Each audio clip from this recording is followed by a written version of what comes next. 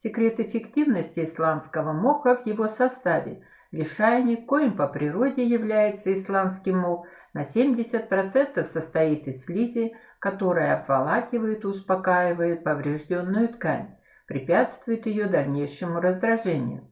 В легких слизь разжижает мокроту и облегчает ее выведение. Другой особенностью лишайника является большое содержание усненовой кислоты. Она борется с микробами, устраняя тем самым источник проблемы. Исландский мох можно принимать взрослым и детям от 1 года. Исключение составляют беременные и кормящие мамы. Воздержаться от приема следует и в случае индивидуальной непереносимости. Начните с минимальной дозы 1 чайная ложка, и если в течение дня не наблюдается расстройств со стороны желудочно-кишечного тракта или аллергических реакций, лечение можно продолжить. Самый простой способ – заварить чай. Для этого 2 столовые ложки измельченного мха залейте половина литра кипятка. Не оставьте настаиваться в термосе. Можно приготовить чай с вечера и оставить на ночь. Далее разделить напиток на 3 части и пить теплым в течение дня. Более эффективен при сильном кашле концентрированный отвар.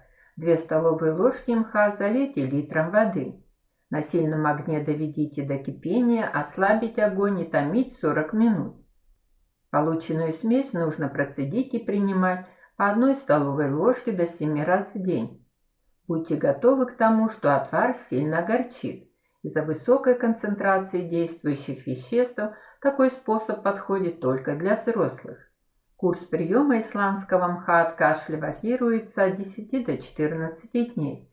Как показывает опыт и отзывы, эффект от исландского мха наступает уже на 2-й день, но, как и у любого другого растительного средства, этот эффект является накопительным.